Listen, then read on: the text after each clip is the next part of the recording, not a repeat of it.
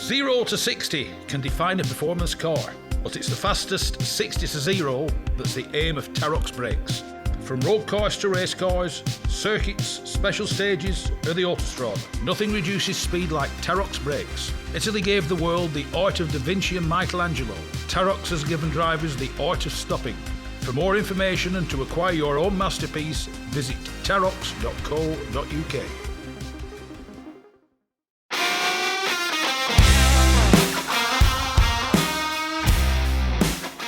Yes, it's me, Mike Stone, and this is the Backseat Driver Podcast.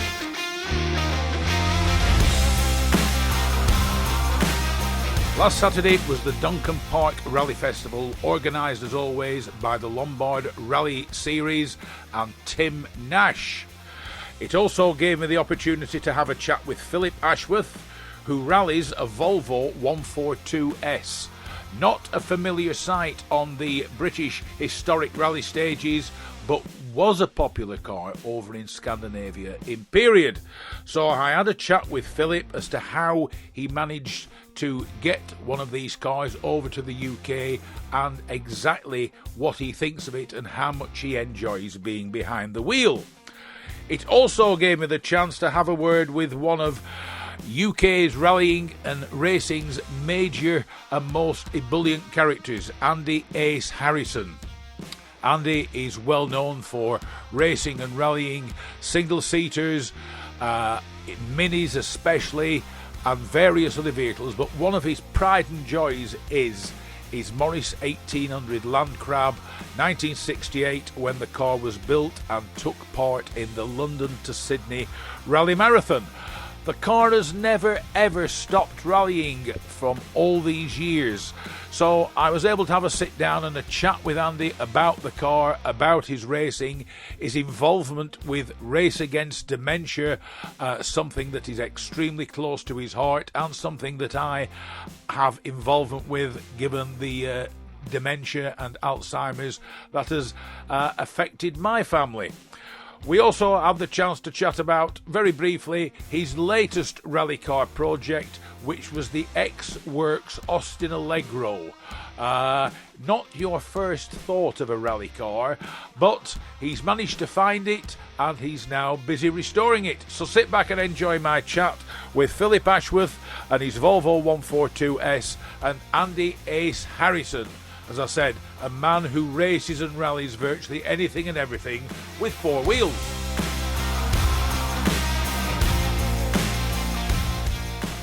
I'm here at Duncan Park for the Lombard Rally Festival, Duncan Park, with Philip Ashworth, the man who drives quite an unusual rally car, a Volvo 142S. Philip, welcome to the Backseat Driver. Oh, very nice to see you again. Thank you. What's today's stage like? It's just beginning to get greasy. We've had sort of drizzle for the last hour. There's no uphill section at the beginning, mixture of gravel and concrete, reasonably fast. That's good fun. As soon as you get to the top, it gets slippy. And then right at the end, there's a loop around through some trees in fairly deep, gloopy mud. Another car in front of me went straight off into a tree earlier on.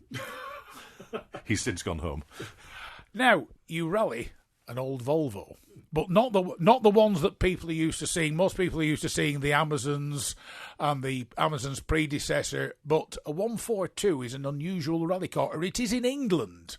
What tempted you to rally this particular model of Volvo? Well, the car itself, I've always liked the 140 series, and it was my father's first ever new car. In 1971, he bought a 145, which was the estate car from John Walworks in Manchester. The archetypal antique dealer's car. Absolutely. And I saw this one online. It had been built in Finland, stage rally car, and it had been in a historic rally championship in Finland. And it wasn't silly money. And then I inquired about how much to get it from Finland, and it was €800. So I thought, we'll have a go at that. And what's it been like? Has it lived up to expectations? I've probably exceeded them. I've had it for 5 years now. I can honestly say it's not had a spanner on it, apart from I swapped a gearbox out for another one that I got with the spares, just because it had different ratios in. Apart from that, not a spanner. What is it like to rally? to rally itself, rallying is just great fun. No, I mean the car. What is the Volvo like to rally? A bit on the heavy side. It's got plenty of grunt for an old car. It's 50-year-old. When it was on the dyno last, it was putting out about 200 brake horse at the flywheel. So it's got grunt for an old car, and it's good fun. And of course, being a Scandinavian car, it will be built to rally Scandinavian type rallies, which I get the feeling a lot of them are loose surface. Yeah, they're mainly long sweeping gravel turns, not quite like the forests we get here, and the Volvo's perfect for them. So, what else have you rallied besides the Volvo? No, this is my first ever rally car, and I bought it for a particular birthday and decided I've wanted to do rallying all my life, and I thought I'll have a go at it.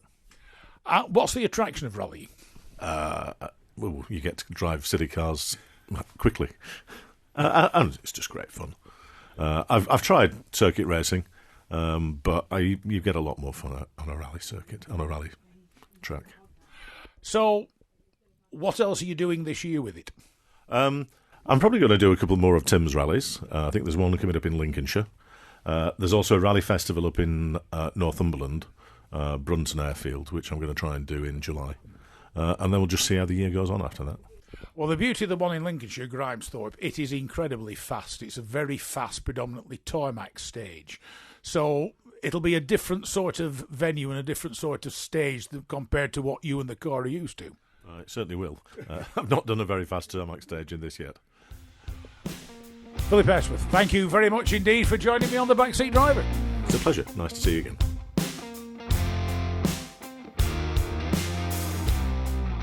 I'm here at Duncan Park with Andy Ace Harrison, fresh from his success on the Isle of Man. Andy, welcome back to The Backseat Driver. Yeah, I love coming and being interviewed by you. You bring the best out in me. I mean, you had great success in the famous Orange Box Mini on the Isle of Man just a couple of weeks ago. Yeah, you know, it was 60 years of the Manx Rally. That's what that event were about. And my car did the original first event with Roy Mapple. But I can't take all the credit for the event. Henry Carr, the navigator, is a really good navigator. It was a team effort. I mean, you finished very well, didn't you? Yeah, 14th overall, first in class, top mini. Which isn't bad because Orange Box, for those that don't know, is the original cut and shut. It is. I've come from right area, Yorkshire, aren't I? We cut and shut. But what you've got to remember, I don't think we've ever touched it, was a prototype van that Roy Mapple rallied in period. He crashed it and welded the back end of a Mini Cooper on the front end of a van. So we keep saying, why has it got a minivan front end? That's its history. Is it a Cooper? What exactly is it? Because, I mean, it's only a tiny engine. That Orange Box doesn't look anything special. 1150 cc's, but we wiped the floor in the Isle of Man with it. It's a torquey, usable, handy little engine. It's a Mini Cooper engine. You'd probably say like Speedwell spec from the period, but yeah, lovely engine. But it's like I said, it doesn't, no disrespect to the car, to you, it doesn't look fancy. I mean, it's got ordinary little white metal rims on it, relatively ordinary looking tyres. It looks like something your granny would go shopping in many ways. If it wasn't bright orange, you'd call it a stealth bomber, wouldn't you? But yeah, I like the look of it. When I bought it off of Steve Entwistle, everybody knows he's well known in my type of rallying, and he offered me the car, and I've just absolutely fallen in love with it. The events I do, it's helped me through some difficult periods. Fantastic car. I've got to say, going back to Isle of Man, one of the best events I've ever done. Now, move forward a couple of weeks to Duncan Park here, and you're out in the famous Maurice 1800 Landcrab London-Sydney rally car, which 60 years later or more is still doing tremendous things. It's always been a rally car, remember. It was built from a shell, supplied by the factory to be a rally car, and it's always been a rally car. So you imagine 60 years of rallying and it's still going strong. And the interesting thing is, because you very kindly, after taking me out in the co-driver's seat, threw me the keys and said, go and drive a stage yourself, much to my surprise.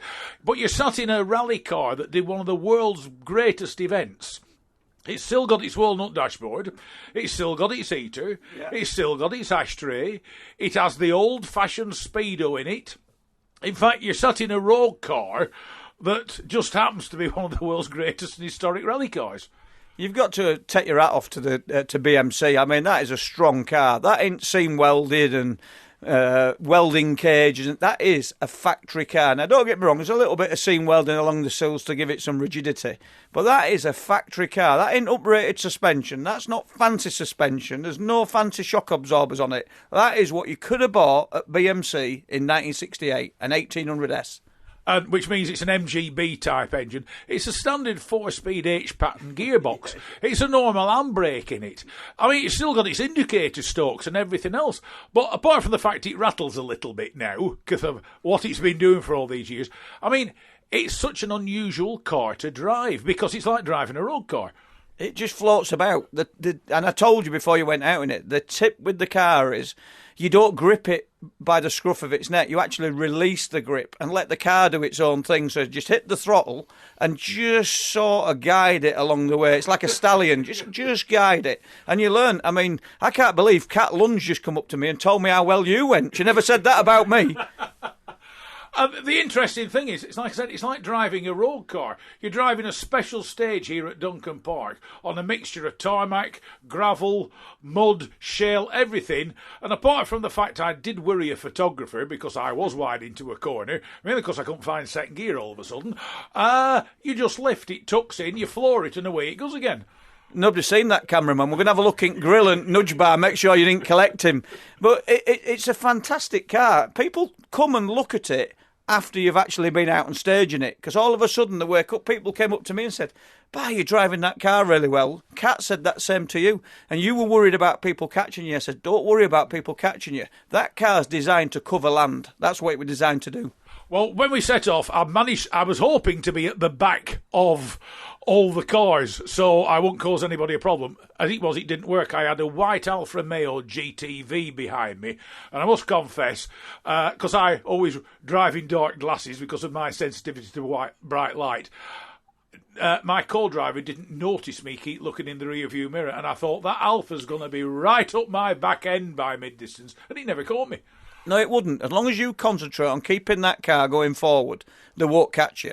It's going to take something like a WRC car to catch you in that stage, and you'd be surprised. Because don't forget, them Escorts look really lovely when they're sideways and they're scrabbling for grip, but they're not going forwards. They're showboating. You were going forwards. You steered, you hit the throttle, you got going. You drove really well. I was once told that I was fortunate enough to once go out and drive a few laps with one of my heroes next to me. Not you, I'm sorry, Andy, but the one, the only, Richard Atwood. And after about 30 laps of Croft, he said to me, "You're as boring as I am." He said, "But unlike the other cars around us that are sliding sideways, they're not going forwards." He said, "You drive in a very old style. You're going forwards all the time." That's what you got to do. This is what Henry, my navigator, says about me and I, like when we did the Manx Rally. Keep things tidy. Make sure you're always going forwards. Yes, you want to go forwards at a pace, but it's that happy medium between going quick enough to be doing well and not throwing time away. As long as you're going forwards and not sideways, you're going quickly. What do you think of the Duncan Park stage? I mean, it's like we said, it's everything you might want. All the surfaces, ups, downs, tight corners, flowing corners, a lot of trees to avoid. One or two didn't, I noticed today. I mean, it's a fantastic stage. And once again put on by Tim Nash. Tim Nash done a wonderful job getting this stage. It's a mixture of everything you could possibly want, especially with an historic rally car. You've got a bit of tarmac, you've got a lot of loose, you've got the hills, you've got the downhills, you've got the fast-flowing bends, you've got the hairpins, the chicanes. You've got to take your hat off to the local house, the Baron of the house, for letting us run here. It's a fantastic thing to do to let people see these cars. And finally, the one thing the Land Crab now flies, the logo and your overalls, is Race Against Dementia, which is one of Sir Jackie Stewart's charities. Yeah, like we touched on earlier, we're raising quite a bit of money for Race Against Dementia. It's coming to the forefront now. We're trying to find cure for, or a delay for the illness. Very much like you said earlier, it's prevalent in my family. Everybody on my dad's side has suffered with it. I get told it's not hereditary, but it's looking like it is.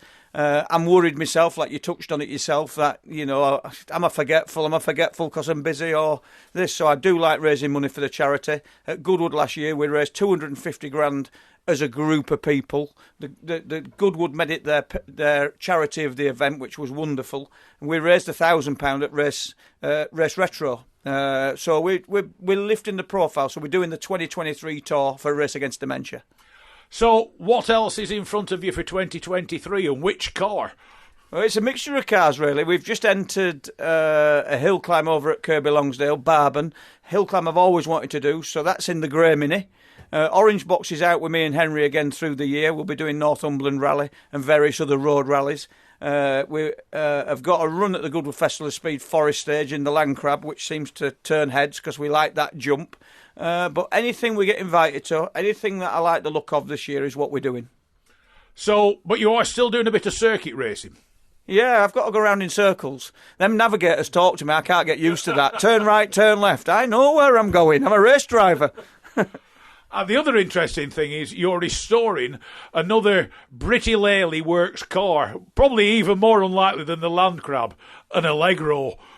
I've got the only works Allegro that they ever built. It's NOJ946M. It's a bit of a soft spot because I actually began my rallying career in that car back in the 80s. And I got it offered a couple of years ago, and it took a little while to put a deal together. Mainly my fault because I couldn't make my mind up because it's a relic and we're just on with the restoration now. And we're restoring it in the 1975 RAC rally colours where Pat Ryan and Mike Nicholson drove it. But a lot of people know that Russell Brooks were in line to drive it. And he drove it on a test session and at the Torridine and said he'd never get in it again. But it's another one of those cars. It's hydroelastic. It's an acquired taste. But I seem to come alive in hydroelastic cars. Will it share anything in common with the Land Crab, apart from its suspension? It'll be a lot better than Land Crab because it's had its interconnection technically, so it's on individual suspension, independent. It'll probably weigh half as much.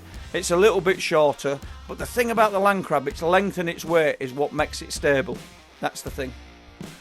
Andy Harrison, it's always a pleasure to welcome you to the Backseat Driver. Thank you very much, and we will be no doubt chatting later on in the year. Yeah, thank you, and well done today.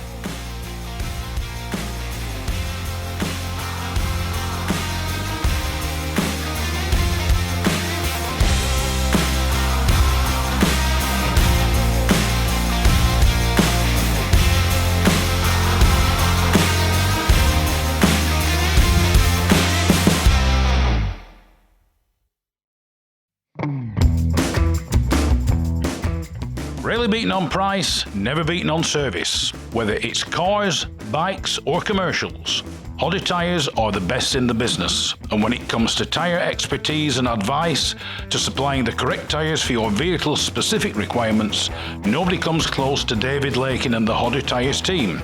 So give them a call on 01200 613 192 or visit the website at hoddertyres.co.uk.